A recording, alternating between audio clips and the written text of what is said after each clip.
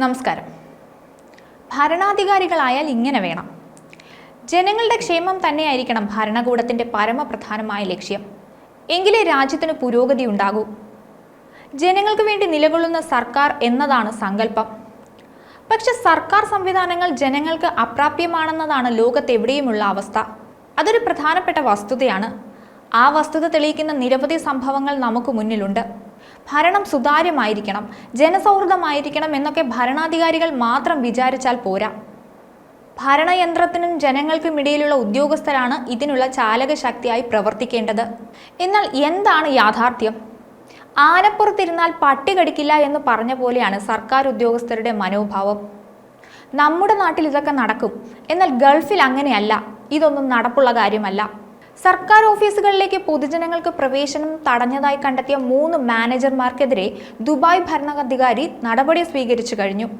സർക്കാർ സംവിധാനങ്ങളെല്ലാം സ്മാർട്ടും ഡിജിറ്റലുമാണെന്നും ഓഫീസുകളിലേക്ക് നേരിട്ട് വരേണ്ടതില്ലെന്നും ചൂണ്ടിക്കാട്ടിയാണ് 3 എക്സിക്യൂട്ടീവുകൾ ഓഫീസിലേക്ക് പൊതുജനങ്ങൾക്ക് പ്രവേശനം നിഷേധിച്ചത്.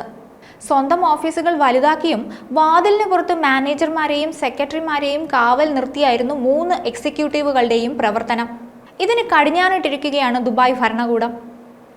ദുബായിലെ സർക്കാർ ഓഫീസുകളുടെ പ്രവർത്തനങ്ങൾ രഹസ്യമായി നിരീക്ഷിക്കാൻ ഭരണാധികാരി ഏർപ്പെടുത്തിയ മിസ്റ്ററി ഷോപ്പർ പദ്ധതിയുടെ ഭാഗമായുള്ള കണ്ടെത്തലുകളുടെ അടിസ്ഥാനത്തിലായിരുന്നു നടപടി. ജനങ്ങൾക്കായി തുറന്ന വാതിലുകൾ എന്ന ദുബായിയുടെ സംസ്കാരത്തിന്റെ ലംഘനമാണ് ഉദ്യോഗസ്ഥരുടെ നടപടിയെന്നാണ് UAE വൈസ് പ്രസിഡന്റും ഭരണാധികാരിയുമായ Sheikh Mohammed bin Rashid Al Maktoum പ്രതികരിച്ചത്. 3 ഉദ്യോഗസ്ഥർ ആളുകളുടെ ആവശ്യങ്ങളും പ്രശ്നങ്ങളും വെബ്സൈറ്റുകൾ വഴി അറിയിച്ചാൽ മതിയെന്ന രീതിയിൽ ജനങ്ങളെ ഓഫീസുകളിൽ നേരിട്ടെത്തുന്നതിൽ നിന്ന് തടഞ്ഞതാണ് ഭരണാധികാരിയെ പ്രകോപിപ്പിച്ചത്. സർക്കാരിന്റെ മിസ്റ്ററി ഷോപ്പർ സംരംഭത്തിന്റെ ഭാഗമായി ദുബായിലെ എല്ലാ സർക്കാർ ഓഫീസുകളിലും രഹസ്യ നിരീക്ഷകർ സന്ദർശനം നടത്തിയിരുന്നു.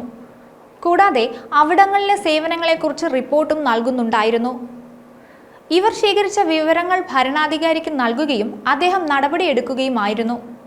ഷെയ്ഖ് മുഹമ്മദ് ബിൻ റാഷിദിന്റെ വാക്കുകളിലേക്ക് വന്നാൽ, ഞങ്ങളുടെ വിജയത്തിന്റെ താക്കോൽ ആളുകളെ സേവിക്കുകയും അവരുടെ ജീവിതം ലളിതമാക്കുകയും അവരുമായി നിരന്തരം ആശയവിനിമയം നടത്തുകയും ചെയ്യുക എന്നതാണ്. ഇതാണ് ഞങ്ങളുടെ സർക്കാർ തത്വങ്ങൾ. അവയ്ക്കിപ്പോഴും മാറ്റമില്ല. ഞങ്ങൾ മാറിയെന്ന് കരുതുന്നവരോട് ഞങ്ങൾ പറയുന്നു, ഞങ്ങൾ അവരെ മാറ്റും എന്നാണ് അദ്ദേഹം പറഞ്ഞിരിക്കുന്നത്.